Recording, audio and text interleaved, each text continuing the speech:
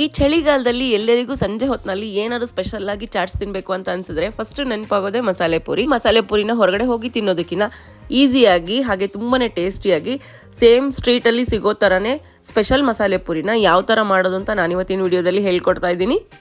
ಬೀದಿ ಬದಿಯಲ್ಲಿ ನಮಗೆ ಸಿಗುತ್ತಲ್ಲ ಅದೇ ಥರ ಟೇಸ್ಟಿಯಾಗಿರೋಂಥ ಮಸಾಲೆ ಪುರಿನ ಕಡಿಮೆ ಇಂಗ್ರೀಡಿಯೆಂಟ್ಸಿಂದ ಅಂದರೆ ಮನೇಲಿರೋ ಸ್ವಲ್ಪನೇ ಇಂಗ್ರೀಡಿಯೆಂಟ್ಸಿಂದ ತುಂಬ ಟೇಸ್ಟಿಯಾಗಿ ತುಂಬ ಈಸಿ ಮೆಥಡಲ್ಲಿ ಮಾಡ್ಬೋದಾದಂಥ ಸಿಂಪಲ್ ಮೆಥಡ್ನ ನಾನು ಹೇಳ್ಕೊಡ್ತಾ ಇದ್ದೀನಿ.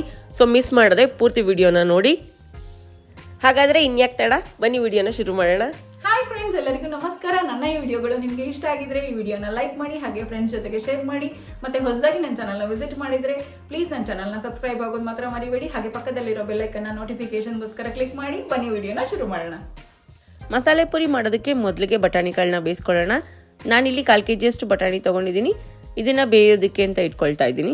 ಇದಕ್ಕೆ 2 ಕಪ್ನಷ್ಟು ನೀರು ಹಾಕೊಳ್ತೀನಿ. 1 ಕಪ್ನಷ್ಟು ಬಟಾಣಿ ಕಾಳಾಗಿದೆ, ಅದರ ಡಬಲ್ ನೀರು ಹಾಕೊಂಡು ಇದನ್ನು ಬೇಯಿಸ್ಕೊಳ್ಬೇಕು. ಇದರ ಜೊತೆಗೆ 2 ಸಿಪ್ಪೆ ತೆಗೆದಿರೋ ಆಲೂಗಡ್ಡೆ ಕೂಡ ಹಾಕೊಳ್ತಾ ಇದ್ದೀನಿ. ಆಲೂಗಡ್ಡೆ ಹಾಕೊಳ್ಳೋದ್ರಿಂದ ಮಸಾಲೆ ಪುರಿ ಟೇಸ್ಟ್ ಅಂತೂ ತುಂಬಾ ಚೆನ್ನಾಗಿ ಬರುತ್ತೆ. ಸೊ ಸಿಪ್ಪೆ ತೆಗೆದು ಈ ಥರ ದಪ್ಪ ದಪ್ಪವಾಗಿ ಕಟ್ ಮಾಡಿ ಆಲೂಗಡ್ಡೆನ ಈಗ ಹಾಕೊಂಡಿದ್ದೀನಿ. ಈಗ ಇದಕ್ಕೆ ಸ್ವಲ್ಪ ಅರಿಶಿನ ಹಾಕೊಂಡಿದ್ದೀನಿ. ಹಾಕಿ ಒಂದ್ಸಲ ಮಿಕ್ಸ್ ಮಾಡಿ ಇದನ್ನ ಬೇಯೋದಕ್ಕೆ ಇಟ್ಕೊಳ್ಬೇಕು. 4 ರಿಂದ 5 ವಿಷಲ್ ಕೂಗಿದ್ರೆ ಇದು ಕರೆಕ್ಟಾಗಿ ಬೆಂದಿರುತ್ತೆ. ಲಿಡ್ನ ಕ್ಲೋಸ್ ಮಾಡಿ ಇವಾಗ ಇದನ್ನ ಕೂಗೋದಕ್ಕೆ ಇಟ್ಕೊಳ್ತೀನಿ. ಅಷ್ಟರಲ್ಲಿ ಬೇಕಾಗಿರೋಂಥ ಮಸಾಲೆಗೆ ಒಂದು ಕಡಾಯಿನ ಇಟ್ಕೊಳ್ಳೋಣ. ಇದಕ್ಕೀಗ 1 ಟೀ ಸ್ಪೂನಷ್ಟು ಎಣ್ಣೆನ ಹಾಕೊಂಡಿದ್ದೀನಿ. ಈಗ ಎಣ್ಣೆ ಚೆನ್ನಾಗಿ ಕಾಯಬೇಕು. ಅಷ್ಟರಲ್ಲಿ ದಪ್ಪ ದಪ್ಪವಾಗಿ ಈರುಳ್ಳಿನ ಕಟ್ ಮಾಡಿ ರೆಡಿ ಮಾಡ್ಕೊಳ್ತೀನಿ. ನೋಡಿ, ಈಗ ಕಾದಿದೆ ಎಣ್ಣೆ. ಈರುಳ್ಳಿ ಒಂದು ದೊಡ್ಡದಾಗಿ ಕಟ್ ಮಾಡಿ ಇಟ್ಕೊಂಡಿರೋದನ್ನ ಹಾಕಿದ್ದೀನಿ. ಈರುಳ್ಳಿ ಕಲರ್ ಚೇಂಜ್ ಆಗೋವರೆಗೂ ಚೆನ್ನಾಗಿ ಇದನ್ನ ಫ್ರೈ ಮಾಡ್ಕೊಳ್ಬೇಕು. ಇದ್ರ ಜೊತೆಗೇನೆ ಖಾರಕ್ಕೆ ಹಸಿರು ಮೆಣಸಿನ್ಕಾಯಿ 4 ರಿಂದ 5, ಹಾಗೆ 1 ಗಡ್ಡೆಯಷ್ಟು ಬೆಳ್ಳುಳ್ಳಿ, 1 ಇಂಚಿನಷ್ಟು ಶುಂಠಿನ ಕೂಡ ಹಾಕೊಂಡು ಒಟ್ಟಿಗೆ ಇದನ್ನ ಫ್ರೈ ಮಾಡ್ಕೊಳ್ತಾ ಇದ್ದೀನಿ. ಇದೆಲ್ಲದರ ಹಸಿ ವಾಸನೆ ಹೋಗೋವರೆಗೂ ಚೆನ್ನಾಗಿ ಇದನ್ನ ಒಂದು ಸ್ವಲ್ಪ ಫ್ರೈ ಮಾಡ್ಕೊಳ್ಬೇಕು. ಈರುಳ್ಳಿ ಕಲರ್ ಸ್ವಲ್ಪ ಚೇಂಜ್ ಆಗಿದೆ ಅನ್ನೋ ಟೈಮಲ್ಲಿ 4 ರಿಂದ 5 ತುಂಡು ಸಣ್ಣ ತುಂಡು ಚಕ್ಕೆ ಹಾಗೆ 4 ಲವಂಗನ ಹಾಕೊಳ್ಬೇಕು. ಅರ್ಧ ಚಮಚದಷ್ಟು ಜೀರಿಗೆನ ಹಾಕೊಂಡು ಮತ್ತೆ ಇದನ್ನೊಂದು ಸ್ವಲ್ಪ ಹೊತ್ತು ಫ್ರೈ ಮಾಡ್ಕೊಳ್ಬೇಕು. ಚಕ್ಕೆ, ಲವಂಗ ಹಾಗೂ ಜೀರಿಗೆ ಎಣ್ಣೆ ಒಳಗೆ ಫ್ರೈ ಆದರೆ ಮಸಾಲೆ ಟೇಸ್ಟ್ ಅಂತೂ ತುಂಬಾ ಚೆನ್ನಾಗಿರುತ್ತೆ. ಒಂದ್ಸಲ ಇದನ್ನು ಮಿಕ್ಸ್ ಮಾಡಿಕೊಂಡು ನೆಕ್ಸ್ಟ್ ಇದಕ್ಕೆ ಸಣ್ಣಗೆ ಕಟ್ ಮಾಡಿರುವಂಥ 2 ಟೊಮೆಟೊನ ಹಾಕೊಳ್ತಾ ಇದ್ದೀನಿ. ಚಿಕ್ಕ ಸೈಜಿನ ಟೊಮೆಟೊ 2 ತೊಗೊಂಡಿದ್ದೀನಿ. ದೊಡ್ಡ ಟೊಮೆಟೊ ಆದರೆ 1 ಟೊಮೆಟೊ ಆದರೆ ಕರೆಕ್ಟ್ ಆಗುತ್ತೆ. ಟೊಮೆಟೊ ಬೇಗ ಮೆತ್ತಗಾಗಲಿ ಅಂತ ಸ್ವಲ್ಪ ಉಪ್ಪನ್ನ ಬೇಕಾದರೆ ಹಾಕ್ಕೊಳ್ಳಿ. ಒಂದ್ಸಲ ಈ ರೀತಿ ಮಿಕ್ಸ್ ಮಾಡ್ಕೊಳ್ಳಿ. ಟೊಮೆಟೊ ಫುಲ್ ಮೆತ್ತಗಾಗಿದೆ ಅಂದಾಗ ಗ್ಯಾಸ್ ಆಫ್ ಮಾಡ್ಕೊಳ್ಳಿ. ತಣ್ಣಗಾಗೋದಕ್ಕೆ ಹಾಗೆ ಬಿಡಬೇಕು. ಬಟಾಣಿ ಹಾಗೆ ಆಲೂಗಡ್ಡೆ ಬೇಯೋದಕ್ಕೆ ಇಟ್ಟಿದ್ವಲ್ಲ 5 ವಿಷಲ್ ಕೂಗಿದೆ. ಸ್ವಲ್ಪ ತಣ್ಣಗಾಗೋದಕ್ಕೆ ಹಾಗೆ ಇಟ್ಟಿದ್ದೀನಿ. ನೋಡಿ, ಈಗ ಓಪನ್ ಮಾಡಿ ತೋರಿಸ್ತಿದ್ದೀನಿ. ಚೆನ್ನಾಗಿ ಬೆಂದಿದೆ. ಇಷ್ಟ ಆದರೆ ಕರೆಕ್ಟ್ ಆಗುತ್ತೆ. ಒಂದ್ಸಲ ಇದನ್ನು ನೀಟಾಗಿ ಮ್ಯಾಶ್ ಮಾಡ್ಕೊಳ್ಬೇಕು. ಒಂದು ಮ್ಯಾಶರ್ನ ತಗೊಂಡು ಸ್ವಲ್ಪನೇ ಈ ರೀತಿ ಮ್ಯಾಶ್ ಮಾಡ್ಕೊಳ್ಳಿ. ಪೂರ್ತಿ ಬಟಾಣಿ ಮ್ಯಾಶ್ ಆಗಬಾರ್ದು, ಅರ್ಧ ಇರೋಷ್ಟು ಮ್ಯಾಶ್ ಮಾಡ್ಕೊಂಡ್ರೆ ಸಾಕು. ಈ ಬೇಯಿಸಿರೋ ಬಟಾಣಿಲಿ 1-2 ಸ್ಪೂನ್ನಷ್ಟು ಬಟಾಣಿನ ಒಂದು ಬೌಲಲ್ಲಿ ಹಾಕಿ ಎತ್ತಿಡಿ. ರುಬ್ಬುವಾಗ ಇದನ್ನ ಹಾಕೊಳ್ಬೇಕು. 1 ಮಿಕ್ಸಿ ಜಾರ್ನ ತಗೊಳ್ಳಿ. ಮೊದಲಿಗೆ ನಾವು ಫ್ರೈ ಮಾಡಿ ಇಟ್ಕೊಂಡಿರುವಂಥ ಈರುಳ್ಳಿ, ಟೊಮೆಟೊ, ಹಸಿರು ಮೆಣಸಿನ್ಕಾಯಿ ತಣ್ಣಗಾಗೋದಕ್ಕೆ ಅಂತ ಇಟ್ಟಿದ್ವಲ್ಲ ಅದನ್ನ ಹಾಕೊಳ್ಳಿ. ಬೇಯಿಸಿರೋ ಬಟಾಣಿಲಿ 1-2 ಸ್ಪೂನ್ನಷ್ಟು ಬಟಾಣಿ ಎತ್ತಿಟ್ಟಿದ್ವಲ್ಲ ಅದನ್ನ ಕೂಡ ರುಬ್ಬೋದಕ್ಕೆ ಹಾಕೊಳ್ಬೇಕು. ನೆಕ್ಸ್ಟ್ ಇದಕ್ಕೆ ಕೊತ್ತಂಬರಿ ಸೊಪ್ಪು 1 ಬೌಲ್ನಷ್ಟು ಹಾಕೊಂಡಿದ್ದೀನಿ. ಇಷ್ಟೇ ಫ್ರೆಂಡ್ಸ್, ಹೆಚ್ಚಿಗೆ ಏನೂ ಹಾಕೋದಿಲ್ಲ. ಸ್ವಲ್ಪ ನೀರನ್ನ ಹಾಕೊಂಡು ಇದನ್ನು ಚೆನ್ನಾಗಿ ಗ್ರೈಂಡ್ ಮಾಡ್ಕೊಳ್ಬೇಕು. ಹೇಗೆ ಗ್ರೈಂಡ್ ಮಾಡಬೇಕು ಅಂದರೆ ನುಣ್ಣಗೆ ಪೇಸ್ಟ್ ಆಗಿರಬೇಕು. ನೋಡಿ ತೋರಿಸ್ತಿದ್ದೀನಿ. ಇಷ್ಟ ಆದರೆ ಸಾಕು. ಈಗ ಒಂದು ಕಡಾಯಿನ ಇಟ್ಕೊಳ್ಳೋಣ. ಕಡಾಯಿ ಈಗ ಬಿಸಿಯಾಗಿದೆ. 1 ಸ್ಪೂನ್ನಷ್ಟು ಎಣ್ಣೆನ ಈಗ ಹಾಕೊಳ್ಳಿ. ಎಣ್ಣೆನೂ ಸ್ವಲ್ಪ ಬಿಸಿ ಆಗೋದಕ್ಕೆ ಬಿಟ್ಟು ಗ್ಯಾಸ್ನ ಸಿಮ್ನಲ್ಲಿ ಇಟ್ಕೊಂಡು ಈಗ 1 ಸ್ಪೂನ್ನಷ್ಟು ಗರಂ ಮಸಾಲ ಹಾಗೆ ಅರ್ಧ ಸ್ಪೂನ್ನಷ್ಟು ಧನಿಯಾ ಪುಡಿನ ಹಾಕೊಳ್ಬೇಕು. ಹಾಕೊಂಡು ಒಂದ್ಸಲ ನೀಟಾಗಿ ಮಿಕ್ಸ್ ಮಾಡ್ಕೊಳ್ಳಿ. ಗ್ಯಾಸ್ನ ಲೋ ಫ್ಲೇಮ್ನಲ್ಲೇ ಇಟ್ಟಿರಬೇಕು. 30 ಸೆಕೆಂಡ್ ಈ ರೀತಿ ಫ್ರೈ ಮಾಡಿಕೊಂಡು ನಾವು ರುಬ್ಬಿಟ್ಕೊಂಡಿರೋಂಥ ಮಸಾಲೆನ ಇದಕ್ಕೆ ಹಾಕೊಳ್ಬೇಕು. ಈ ಮಸಾಲೆ ಪೌಡರ್ ಹಾಗೆ ರುಬ್ಬಿಟ್ಕೊಂಡಿರೋಂಥ ಮಸಾಲೆ 2 ನೀಟಾಗಿ ಮಿಕ್ಸ್ ಆಗೋವರೆಗೂ ಚೆನ್ನಾಗಿ ಈ ರೀತಿ ಮಿಕ್ಸ್ ಮಾಡ್ಕೊಳ್ಳಿ. ಗ್ಯಾಸ್ನ ಈಗ ಹೈ ಫ್ಲೇಮ್ನಲ್ಲಿ ಇಟ್ಟಿದ್ದೀನಿ.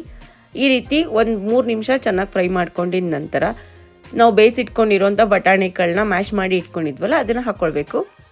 ಕನ್ಸಿಸ್ಟೆನ್ಸಿ ನೋಡಿ ನೀರನ್ನ ಹಾಕೊಳ್ಳಿ. ಯಾಕಂದ್ರೆ ಆಲೂಗಡ್ಡೆ ಹಾಕಿರೋದ್ರಿಂದ ಮಸಾಲೆ ತುಂಬಾನೇ ತಿಕ್ಕಾಗಿರುತ್ತೆ. ನೀಟಾಗಿ ಇದನ್ನ ಮಿಕ್ಸ್ ಮಾಡ್ಕೊಂಡು ಚೆನ್ನಾಗಿ ಕುದಿಯೋವರೆಗೂ ಕುದಿಸ್ಕೊಳ್ಬೇಕು ಫಸ್ಟು. ನಂತರ ಇದಕ್ಕೆ ನೀರನ್ನ ಹಾಕೊಳ್ಬೇಕು. ನಾನು ಹೇಳಿರೋ ಮೆಜರ್ಮೆಂಟ್ ಅಲ್ಲಿ ಮಸಾಲೆ ಪುರಿನ ಮಾಡಿದ್ರೆ 10 ರಿಂದ 12 ಜನ ಆರಾಮಾಗಿ ಮಸಾಲೆ ಪುರಿನ ತಿನ್ಬೋದು. ಈಗ ಇದಕ್ಕೆ ರುಚಿಗೆ ತಕ್ಕಷ್ಟು ಉಪ್ಪನ್ನ ಹಾಕೊಳ್ಬೇಕು. ಉಪ್ಪನ್ನು ಯಾವತ್ತೂ ಲಾಸ್ಟ್ನಲ್ಲೇ ಹಾಕಬೇಕು. ಹಾಕಿ ಈಗ ಒಂದ್ಸಲ ಮಿಕ್ಸ್ ಮಾಡಿಕೊಂಡು ಚೆನ್ನಾಗಿ ಇದನ್ನ ಕುದಿಸ್ಕೊಳ್ಬೇಕು. ಇದಕ್ಕೆ ತಕ್ಕಷ್ಟು ನೀರನ್ನ ಈ ಟೈಮಲ್ಲೇ ಹಾಕೊಳ್ಬೇಕು. ಕನ್ಸಿಸ್ಟೆನ್ಸಿ ನೋಡಿ 1 ಲೋಟದಷ್ಟು ನೀರು ಇದಕ್ಕೆ ಕರೆಕ್ಟ್ ಆಗಿದೆ. ಹಾಕಿ ಇದನ್ನ ಕುದಿಯೋಕೆ ಇಡೋಣ. ಅಷ್ಟರಲ್ಲಿ ಸ್ವೀಟ್ ಚಟ್ನಿ ಹಾಗೆ ಖಾರ ಚಟ್ನಿ ಮಾಡೋಣ. ಗ್ಯಾಸ್ ಮೇಲೆ ಒಂದು ಸ್ಟೀಲ್ ಪಾತ್ರೆ ಇಟ್ಟಿದ್ದೀನಿ. ಅದಕ್ಕೆ 1 ಕಪ್ನಷ್ಟು ಹುಣಸೆ ಹಣ್ಣಿನ ರಸನ ಹಾಕೊಂಡಿದ್ದೀನಿ. 1 ನಿಂಬೆ ಹಣ್ಣಿನ ಗಾತ್ರದಷ್ಟು ಹುಣಸೆ ಹಣ್ಣನ್ನ ನೆನೆ ಹಾಕೊಂಡು ಆ ರಸನ ಇಲ್ಲಿ ಹಾಕಿ ಕುದಿಯೋದಕ್ಕೆ ಇಟ್ಟಿದ್ದೀನಿ. ಈ ಹುಣಸೆ ಹುಳಿ ಚೆನ್ನಾಗಿ ಕುದಿಯೋವರೆಗೂ ನಾವು ಕಾಯಬೇಕು. ನೋಡಿ ಈಗ ಸ್ವಲ್ಪ ಕುದಿಯೋದಕ್ಕೆ ಸ್ಟಾರ್ಟ್ ಆಗಿದೆ. ಈಗ ಇದಕ್ಕೆ 1 ಕಪ್ನಷ್ಟು ನಾವೇನು ಹುಣಸೆ ಹುಳಿ ರಸ ಹಾಕಿದ್ವಿ ಅಷ್ಟೇ ಪ್ರಮಾಣದ ಬೆಲ್ಲನ ಹಾಕಬೇಕು. ಈಗ ಬೆಲ್ಲನ ಹಾಕೊಳ್ತಾ ಇದ್ದೀನಿ. ನೋಡಿ 1 ಬೌಲ್ನಷ್ಟೇ ಹಾಕೊಂಡಿದ್ದೀನಿ. ಈ ಬೆಲ್ಲ ಹುಳಿ ಜೊತೆಗೆ ಚೆನ್ನಾಗಿ ಕುದ್ರೆ ಸ್ವೀಟ್ ಚಟ್ನಿ ಟೇಸ್ಟು ತುಂಬಾ ಚೆನ್ನಾಗಿರುತ್ತೆ. ಹಾಗಾಗಿ ಚೆನ್ನಾಗಿ ಕುದಿಸ್ಕೊಳ್ಳಿ. ಎಷ್ಟೊತ್ತು ಇದನ್ನು ಕುದಿಸ್ಬೇಕು ಅಂದರೆ ಒಂದು 10 ರಿಂದ 15 ನಿಮಿಷ ಹೈ ಫ್ಲೇಮ್ನಲ್ಲಿ ಚೆನ್ನಾಗಿ ಕುದ್ರೆ ಒಳ್ಳೆ ಟೇಸ್ಟ್ ಬರುತ್ತೆ ಸ್ವೀಟ್ ಚಟ್ನಿ. ಹಾಗಾಗಿ ಚೆನ್ನಾಗಿ ಕುದಿಯೋದಕ್ಕೆ ಇಡಬೇಕು. ಈಗ ಇದು ಚೆನ್ನಾಗಿ ಕುದ್ದಿದೆ. ಇದಕ್ಕೆ ಚಿಟಿಕೆಯಷ್ಟು ಉಪ್ಪು ಹಾಗೆ ಚಿಟಿಕೆಯಷ್ಟು ಖಾರ ಪುಡಿ ಹಾಕಿದ್ದೀನಿ. ವಿಡಿಯೋ ಮಿಸ್ ಆಗಿದೆ, ಸೊ ಅದನ್ನು ಹಾಕ್ಕೊಂಡು ಇವಾಗ ಇದನ್ನು ಗ್ಯಾಸ್ ಆಫ್ ಮಾಡ್ಕೊಂಡಿದ್ದೀನಿ. ನೋಡಿ ಫ್ರೆಂಡ್ಸ್, ಈಗ ಸ್ವೀಟ್ ಚಟ್ನಿ ರೆಡಿ ಆಯಿತು. ಈಗ ಖಾರ ಚಟ್ನಿ ಮಾಡೋಣ ಬನ್ನಿ. ಖಾರ ಚಟ್ನಿ ಮಾಡೋದಂತೂ ತುಂಬಾ ಈಸಿ ಇದೆ. ಒಂದು ಮಿಕ್ಸಿ ಜಾರ್ನ ತೊಗೊಳ್ಳಿ. ಅದಕ್ಕೆ 1 ಕಪ್ನಷ್ಟು ಕೊತ್ತಂಬರಿ ಸೊಪ್ಪನ್ನು ಫಸ್ಟ್ ಹಾಕ್ಕೊಳ್ಳಿ. ನೆಕ್ಸ್ಟ್ ಇದಕ್ಕೆ ಪುದೀನ ಸೊಪ್ಪನ್ನ ಹಾಕ್ಕೋಬೇಕು. ಅದು ಕೂಡ ಇದ್ದರೆ 1 ಕಪ್ನಷ್ಟು ಹಾಕ್ಕೊಳ್ಳಿ. ಕೆಲವರಿಗೆ ಟೇಸ್ಟ್ ಇಷ್ಟ ಆಗಲ್ಲ, ಒಂದು ಅರ್ಧ ಕಪ್ನಷ್ಟು ಹಾಕ್ಕೊಳ್ಳಿ. ನೆಕ್ಸ್ಟ್ ಇದಕ್ಕೆ ಶುಂಠಿ ಹಾಗೆಯೇ ಬೆಳ್ಳುಳ್ಳಿ, ಸಣ್ಣ ತುಂಡಿನಷ್ಟು ಶುಂಠಿ ಹಾಗೆ 3 ಎಸ್ಲಷ್ಟು ಬೆಳ್ಳುಳ್ಳಿನ ಹಾಕ್ಕೊಂಡಿದ್ದೀನಿ. ಖಾರ ಚಟ್ನಿ ಅಂದಮೇಲೆ ಹಸಿರು ಮೆಣಸಿನ್ಕಾಯಿ ಇರಬೇಕಲ್ಲ, 4 ಹಸಿರು ಮೆಣಸಿನ್ಕಾಯಿನ ಈ ರೀತಿ ಕಟ್ ಮಾಡಿ ಮುರಿದು ಹಾಕ್ಕೊಂಡಿದ್ದೀನಿ. ಇದಕ್ಕೆ ಸ್ವಲ್ಪ ನೀರು ಹಾಕ್ಕೊಂಡು ಚೆನ್ನಾಗಿ ಗ್ರೈಂಡ್ ಮಾಡಿದ್ರೆ ನಮ್ಮ ಖಾರ ಚಟ್ನಿ ಕೂಡ ರೆಡಿ ಆಯಿತು. ಮಸಾಲೆ ಕುದಿಯೋದಕ್ಕೆ ಇಟ್ಟಿದ್ವಲ್ಲ ಅದು ಕೂಡ ಕುದೀತಾ ಇದೆ ಚೆನ್ನಾಗಿ. ಇಷ್ಟ ಆದರೆ ನೋಡಿ ಕನ್ಸಿಸ್ಟೆನ್ಸಿ ತೋರಿಸ್ತಿದ್ದೀನಿ, ಕರೆಕ್ಟಾಗಿದೆ. ಖಾರ ಚಟ್ನಿ ಹಾಗೆ ಸ್ವೀಟ್ ಚಟ್ನಿ ಕೂಡ ರೆಡಿ ಇದೆ. ಬನ್ನಿ ಈಗ ಮಸಾಲೆ ಪುರಿನ ಸರ್ವ್ ಮಾಡೋಣ. ಒಂದು ಪ್ಲೇಟ್ನ ತಗೊಳ್ಳಿ. ಅದಕ್ಕೆ ಈ ರೀತಿ ಒಂದು 6 ಪುರಿನ ಹಾಕ್ಕೊಂಡಿದ್ದೀನಿ. ಹಾಕ್ಕೊಂಡು ಒಂದು ಸಲ ಪ್ರೆಸ್ ಮಾಡ್ಕೊಳ್ಳಿ. ರೆಡಿ ಮಾಡಿ ಇಟ್ಟಿರುವಂಥ ಮಸಾಲೆನ ಇದ್ರ ಮೇಲ್ಗಡೆ ಹಾಕ್ಕೊಳ್ಳೋಣ. ಮಕ್ಕಳಿಗಂತೂ ಮಸಾಲೆ ಪುರಿ ಅಂದರೆ ತುಂಬಾ ಇಷ್ಟ.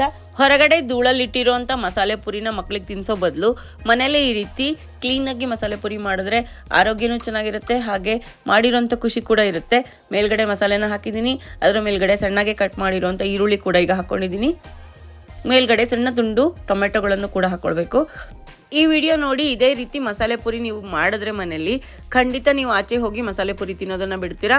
ಅಷ್ಟು ಟೇಸ್ಟ್ ಅಂದರೆ ತುಂಬಾ ಚೆನ್ನಾಗಿರುತ್ತೆ, ತುಂಬ ಟೇಸ್ಟಿಯಾಗಿದೆ. ಖಂಡಿತ ರೆಸಿಪಿ ನೀವು ಟ್ರೈ ಮಾಡಲೇಬೇಕು. ಮೇಲ್ಗಡೆ ಸೇವ್ ಹಾಕಿದ್ದೀನಿ. ನೋಡಿ ಎಷ್ಟು ಚೆನ್ನಾಗಿ ಕಾಣಿಸ್ತಿದೆ ಅಂತ ಹೇಳಿ. ಸ್ವಲ್ಪ ಕೊತ್ತಂಬರಿ ಸೊಪ್ಪನ್ನ ಮೇಲೆ ಈ ರೀತಿ ಉದುರಿಸಿ ರೆಡಿ ಮಾಡಿ ಇಟ್ಕೊಂಡಿರುವಂಥ ಸ್ವೀಟ್ ಚಟ್ನಿ ಹಾಗೆ ಖಾರ ಚಟ್ನಿನ ಲಾಸ್ಟ್ನಲ್ಲಿ ಈ ರೀತಿ ನಿಮಗೆ ಖಾರಕ್ಕೆ ತಕ್ಕಷ್ಟು ನೀವು ಹಾಕ್ಕೊಳ್ಳಿ. ಯಾಕಂದರೆ ನಾವು ಮಸಾಲೆ ಮಾಡುವಾಗ ಅದರಲ್ಲಿ ಖಾರ ಹಸಿರು ಮೆಣಸಿನ್ಕಾಯಿ ಹಾಕಿರೋದ್ರಿಂದ ಖಾರ ಕರೆಕ್ಟಾಗಿರುತ್ತೆ. ಎಕ್ಸ್ಟ್ರಾ ಖಾರ ನಿಮ್ಗೆ ಬೇಕು ಅನಿಸಿದ್ರೆ ತುಂಬಾ ಚೆನ್ನಾಗಿ ಟೇಸ್ಟ್ ಬರಬೇಕು ಅಂದರೆ ಸ್ವಲ್ಪ ಸ್ವೀಟ್ ಚಟ್ನಿ ಹಾಗೆ ಸ್ವಲ್ಪ ಖಾರ ಚಟ್ನಿ ಜೊತೆ ಸರ್ವ್ ಮಾಡಿ. ನೋಡಿದ್ರಲ್ಲ ಫ್ರೆಂಡ್ಸ್, ಮಸಾಲೆ ಪುರಿ ಮಾಡೋದು ಎಷ್ಟು ಈಸಿ ಅಂತ. ನೀವು ಕೂಡ ಟ್ರೈ ಮಾಡಿ. ಮತ್ತೆ ಸಿಗ್ತೀನಿ ಇನ್ನೊಂದು ರೆಸಿಪಿಯೊಂದಿಗೆ. ಈ ರೆಸಿಪಿ ನಿಮಗೆ ಇಷ್ಟ ಆಗಿದೆ ಅಂತ ಅನ್ಕೊಳ್ತೀನಿ. ಇಷ್ಟ ಆದರೆ ಲೈಕ್ ಮಾಡಿ ಹಾಗೆ ಶೇರ್ ಮಾಡಿ. ಮತ್ತೆ ಈ ರೆಸಿಪಿನ ನೀವು ಕೂಡ ಖಂಡಿತ ಟ್ರೈ ಮಾಡಿ. ಹೇಗೆ ಬಂತು ಅಂತ ನನಗೆ ಕಮೆಂಟ್ ಮಾಡಿ ತಿಳಿಸಿ. Thank you.